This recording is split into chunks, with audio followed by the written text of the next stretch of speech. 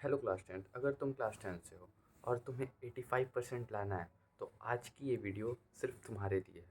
तो class tenth वालों, जंग के मैदान में उतर जाओ। आप लोगों का बोर्ड आ चुका है।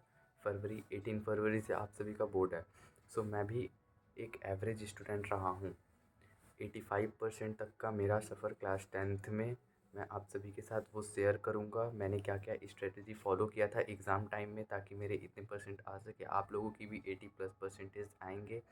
आप लोग बिल्कुल भी मत डरिएगा, एग्ज़ाम इतना हार्ड होता नहीं है, बस स्ट्रेटजी का खेल होता है। आप लोग अगर बिल्कुल अच्छे से स्ट्रेटजी को फॉलो कर लेते हो तो आप लोग ये एग्ज़ाम 100% श्योर से है। 85% प्लस 90% आप लोग ला लोगे। एक एवरेज स्टूडेंट रहा हूँ मैं, और मेरा ये सफ़र सिर्फ़ और सिर्फ मेरी इस स्ट्रेटजी ने ही कंप्लीट करके दिया है। तो मैं आप सभी के साथ वो अपनी स्ट्रेटजी को शेयर करूँगा। एंड मेरे पास कुछ ऐसे नोट्स भी हैं जो शेयर करूँगा। आप लोग सब्सक्राइब और नोटिफिकेशन ऑन रखना ताकि मैं आप सभी को अपने से नोट्स को शेयर कर सकूँ। एंड देन चलिए वीडियो को स्टार्ट करते हैं। सो रियलिटी चेक करते हैं। सबसे पहले क्लास टेंथ की रियलिटी क्या होती है। सच ये है कि 85% लाने की जेन्युइन हो ज़रूरी नहीं है। 85% ही लाना जेन्युइन नहीं है। ज़रूरी है सही स्ट्रेटजी को फॉलो करना और प्लस कंसिस्टेंसी। आप कितनी कंसिस्टेंसी मेंटेन कर पाते हो, उस चीज़ को आपको सबसे पहले करना होता है। और हाँ, मैं वही बताने वाला हूँ जो स्कूल में कोई नहीं बताता। मैं वो आज बताने वाला हूँ जो कि स्कूल में आज तक नहीं बताई गई है। सबसे पहले सिलेबस प्लस पीवाईक्यू कैसे हम इसको एग्ज़ाम टाइम में एक साथ कवर करेंगे। तो पूरा सिलेबस रटने की गलती बिल्कुल भी मत करना। सबसे पहले जो है, पूरा सिलेबस कभी भी मत रखना एक ही बार में। पहले देखो पिछले 5 से 10 साल के पीवाईक्यू उठाओ और देखो कौन से चैप्टर से सबसे ज़्यादा रिपीटेड क्वेश्चंस है। और आप क्या करो कि उससे आप क्वेश्चंस बनाओ। अपनी खुद से क्वेश्चन सोचो कि हाउ, व्हाट, व्हेन, हाउ, खासकर एसएसटी में। और बाकी और अदर क्वेश्चंस, हिंदी हो गया, इंग्लिश हो गया, व्हाट, व्हेन, ये जितने भी एक्सक्लेमेशन मार्क और क्वेश्चन मार्क्स वाले वर्ड्स हैं ना, उसको लगा के आप लोग क्वेश्चन बनाओ। खुद से हो सके जितना हो सके क्वेश्चन बनाओ और एक आंसर को 4-5 तरीके से निकालो। तो आपको एग्ज़ाम में क्या है, लिखने की और भूलने की कोई दिक्कत नहीं होगी। अगर आप इस तरह स्ट्रेटजी फॉलो करोगे ना, एक क्वेश्चन है, मान लो अगर मुझे एक आंसर है मेरे पास, तो मैं उसके आगे क्या करूँगा, व्हाट, व्हेन, व्हाई, वी, ये सब वर्ड्स यूज़ करके, क्वेश्चन मार्क्स वाले भी वर्ड्स यूज़ करके मैं क्वेश्चन जनरेट कर लूँगा। कई सारे क्वेश्चन जनरेट कर लूँगा। उससे क्या होगा, मुझे आइडिया लग जाएगा, हाँ इस आंसर के इतने क्वेश्चन तरीके से पूछ सकते हैं। इसीलिए मैं कह रहा हूँ आप पूरा सिलेबस मत रखना। आप पीवाईक्यू देखना, कौन सा पीवाईक्यू सबसे ज़्यादा चैप्टर से यूज़ हुआ है उसको देखना। एंड नेक्स्ट मैं बात करता हूँ जो बार बार है, वही तुम्हारे 85% को क्राइटेरिया को फॉलो करेगा और पूरा करेगा। एंड ये गलती आप लोग बहुत करते हो, बोर्ड को आप लोग में कुछ भी लिख के चले आते हो। इसका मतलब ये नहीं है कुछ भी लिख के, अगर नहीं आता है तो आपने जो भी पढ़ा है उसके बारे में लिखो, लेकिन गलत मत लिखना। भले ही वो क्वेश्चन ही हट के है बट उसके बारे में मत करना, ठीक है। तो मैं डेली रूटीन के बारे में बात करता हूँ। सो आप लोगों को डेली रूटीन क्या क्या फॉलो करनी है। मैंने अपने लाइफ में डेली रूटीन में ये फॉलो किया था। 100 दिन बचे थे मेरे एग्ज़ाम को, मैं अभी अपने सिलेबस को ही पूरा करने में लगा हुआ था। मेरी सबसे बड़ी ये गलती थी, मैं पीवाईक्यू लगा ही नहीं रहा था, बिल्कुल भी नहीं। वरना आज मेरे 90% होते मैथ में। वैसे 90% थे, 1% वो भी स्कूल वालों ने 2 नंबर मेरे प्रैक्टिकल में काटे थे। खैर छोड़ो, मैं अपना रिज़ल्ट बताऊँ तो मेरे 85% के करीब मार्क्स थे। मैंने यही स्ट्रेटेजी फ़ॉलो की थी। अब मैं एक एवरेज स्टूडेंट हूँ आप सब की तरह ही।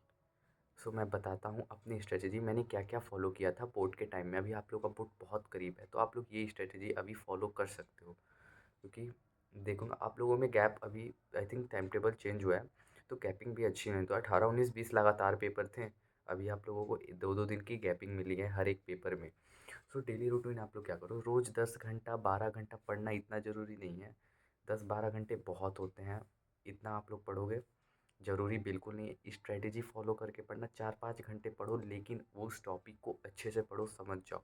और 100% है कि आप उसे बोर्ड में अच्छे से करके आओगे। 4-5 घंटे हॉनेस्टली पढ़ लो, बहुत काफ़ी है इतना। 2 घंटे कॉन्सेप्ट को दे दो, 1.5 घंटे क्वेश्चन प्रैक्टिस कर लो। मैथ्स हो गए, फिज़िक्स के न्यूमेरिकल हो गए, केमिस्ट्री हो गए, केमिस्ट्री के इक्वेशंस, रिएक्शंस हो गए। 30 मिनट का आप जो भी पढ़े हो ना, पढ़ने के बाद 15 मिनट का रेस्ट लो, वॉक करो, म्यूज़िक सुनो एंड 30 मिनट रिवाइज़ करो, उस चीज़ को रिवाइज़ करो।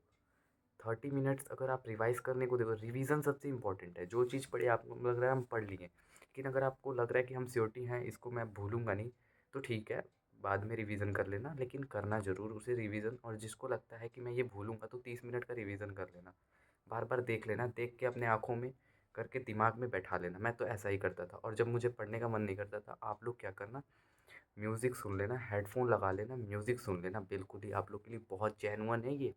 म्यूज़िक म्यूज़िक वाला वर्क करता है। मैंने अब नींद आती है, पढ़ते पढ़ते रात हो जाती है, नींद आती है। मैंने अपने बोर्ड टाइम में क्या किया था, मैं पढ़ते पढ़ते सो, मेरे मुंह के ऊपर कॉपी गिरी हुई है, मैं पढ़ते पढ़ते सो गया हूँ। तो वो चीज़ आप लोगों को बिल्कुल भी नहीं करनी है। आप लोग ये गलती मत करना। आप लोग क्या करना, म्यूज़िक सुनना और अवॉइड करना बैकग्राउंड को, ठीक है। रूम बंद कर लेना, बस कुछ ही दिन बचे हैं, बोर्ड है, आराम से हो जाएंगे। एंड मैं आगे बढ़ूँ, 30 मिनट का टेस्ट देना खुद से। क्या करना, पीवाईक्यू एक उठाना, बोर्ड अभी आपको दे चुका होगा, अब बोर्ड के सारे पीवाईक्यू को कर जाना, एक एक सेट दिया होगा आप सभी को, एग्जाम्पल के तौर पे आप लोग कर देना, बस इतना ही काफ़ी है आप सभी के लिए। नेक्स्ट, आंसर राइटिंग कैसे करनी है। बोर्ड में सबसे बड़ी मिस्टेक आंसर राइटिंग की होती है। How to you how to write answer writing in board exam. खासकर मैं बताता हूँ, बोर्ड एग्ज़ाम में मार्क्स सिर्फ नॉलेज से नहीं मिलता, मार्क्स सिर्फ नॉलेज से नहीं मिलता, प्रेजेंटेशन से मिलता। आप कैसा प्रेजेंटेशन कर रहे हो, बोर्ड की कॉपी लेना। ऐसे तो PW, नेक्स्ट टॉपर एंड जितने भी हमारे टीचर्स हैं उन्होंने आपको बोर्ड की कॉपी दी होगी, वरना आप जाना मार्केट से किसी स्टेशनरी शॉप पे बोर्ड की कॉपी ले लेना, नॉर्मली जो यूज़ होती हैं, ठीक है। देन आप उस पर प्रैक्टिस कर लें, या फिर अब 2 पेज कॉपी की निकालना, 2 पेज क्या, कम से कम एक आप कॉपी ले लेना जिस पे आप PYQ को ट्विस्ट कर सको, उस पे लिखना, बढ़िया से हेडिंग डाल देना। हेडिंग इंपॉर्टेंट होती है, सबसे इम्पॉर्टेंट हेडिंग। एक ब्लैक स्केच ले जाना और पेन, मैं उसके ऊपर बता दूंगा, आप अगर कमेंट कर देना, मैं बता दूंगा बोर्ड एग्ज़ाम में क्या क्या ले जाना सबसे इम्पॉर्टेंट है, अगर आप नहीं ले जाते हो। और एक और चीज़ है बहुत इंपॉर्टेंट है, वॉच। अगर आप वॉच ले जाते हो, स्मार्ट वॉच नहीं ले जाना, मैं सब बताऊंगा, आप कमेंट बता देना, उसका वीडियो बना दूंगा, ये वीडियो बहुत लंबी हो जाएगी, ठीक है। तो हेडिंग सबसे इम्पोर्टेंट होती है। अंडरलाइन, इम्पॉर्टेंट आंसर को जो होता है, एग्जामिनर बहुत जल्दी जल्दी कॉपी को चेक करता है, आप अंडरलाइन कर देना। मेरे पास टाइम नहीं मिलता था, लिटरली बता रहा हूँ, टाइम नहीं मिलता था अंडरलाइन करने को। मैंने कई सारे ऐसे सब्जेक्ट्स हैं जिसमें अंडरलाइन किया है, कई सारे में नहीं किया, छूट गई है मेरी टाइमिंग की वजह से। तो आप लोग पूरा पेपर कर लेना, तब जाके बाद में टाइम बचा तो अंडरलाइन कर देना। बाकी उससे उतना कुछ, डायग्राम, हाँ, डायग्राम साइंस में सबसे इम्पोर्टेंट होता है डायग्राम। SST में उतना इम्पोर्टेंट नहीं होता है, बायोलॉजी में सबसे ज़्यादा आपका डायग्राम आता है। एंड देन फिज़िक्स में भी कई सारे ऐसे होते हैं जिनको आप पेंसिल से बनाइएगा, पेंसिल से अच्छे से बनाना। और कट पीट कॉपी में बिल्कुल, मैं उसका एक अच्छे से कॉपी में कैसे रिप्रेजेंट करना है मैं दिखा दूंगा। मैंने अपनी कॉपी रखी है, एक मैंने बोर्ड की कॉपी लाई थी, उस पर मैंने सिर्फ और सिर्फ मैथ का किया था, सारे सब्जेक्ट का नहीं, ताकि हाँ मेरी मैथ अच्छे से हो जाए। And then diagram plus exam, ये 3 चीज़ आप फॉलो कर लो। ये इन 3 चीज़ को आप फॉलो कर लो कि आराम से आपका बोर्ड का एग्ज़ाम में अच्छे से 90% आएगा। मेरे तो 85, आप, मैं चाहता हूँ आप लोगों के 90 हैं, मैं आप लोगों को 90 लाना चाहता हूँ। मैंने भी यूट्यूब पे स्ट्रेटेजी वीडियो देखी थी, प्रशांत सर की देखी थी मैंने। प्रशांत सर हो सके तो डाल भी चुके होंगे और अभी डाल भी देंगे।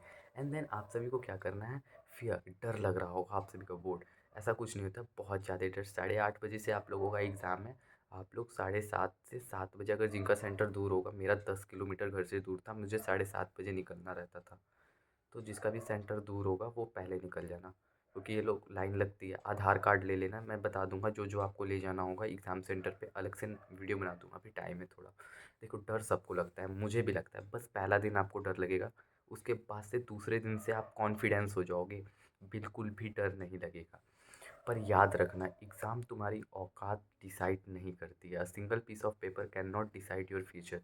बस तुम्हारी मेहनत टेस्ट करता है, जो मेहनत करेगा वही कल कॉन्फिडेंस से पेपर करेगा, जो मेहनत करेगा वही कल पेपर कॉन्फिडेंस से करेगा। मुझे तो music is the best option, अगर पढ़ने में मन नहीं लगता। फाइनल फाइनल फाइनल, ये लास्ट है। अगर तुमने आज डिसाइड कर लिया कि हाँ मुझे 85% चाहिए, तो कोई तुम्हें नहीं रोक सकता। बस एक बात याद रखना, रोज़ थोड़ा बेटर करना, बस वही जीत है। थोड़ा थोड़ा बेटर करना, वही आप सभी की बिल्कुल से ही जीत है। मैं वीडियो को ज़्यादा लंबा नहीं करता हूँ, आप लोगों का बोर्ड एग्ज़ाम है, ये 10 मिनट की 10 से 11 मिनट की वीडियो होगी। आप लोग बताना अगर ये वीडियो क्लास 10th के किसी भी स्टूडेंट के साथ काम आई तो अपने फ्रेंड्स के साथ ज़रूर शेयर करना, उनको भी बताना कि ये स्ट्रेटेजी भाई तुम भी फॉलो करो, हम भी फॉलो करते हैं। ऐसे तो आप लोग अपना रूम बंद करके अकेले मस्त पढ़ रहे होगे, दोस्त फ़ोन करता होगा नहीं भाई कहाँ पढ़ रहा, क्लास 10th रेडी। और ज़रूर शेयर करना, अपने दोस्तों के साथ शेयर करना। और ये वीडियो कहीं और ना जाए तो आप लोग subscribe, bell icon, like and share कर देना। और ऐसे ही रील गाइडेंस के लिए चैनल को सब्सक्राइब कर लेना। मिलते हैं अगली नेक्स्ट वीडियो में। आप बताना नेक्स्ट वीडियो किस पे बनाऊँ। मेरे नोट्स हैं पर्सनल, मैं उस पे भी दे दूँगा आपको। आप बताना मेरे, अगर आप नोट से पढ़ना चाहते हो तो आप बताना, ठीक है। सब्सक्राइब कर लेना और कमेंट सेक्शन में अपनी आंसर को लिख के हुए जाना। मिलते हैं अगले नेक्स्ट वीडियो में, तब तक के लिए जय हिंद, जय भारत, सब्सक्राइब।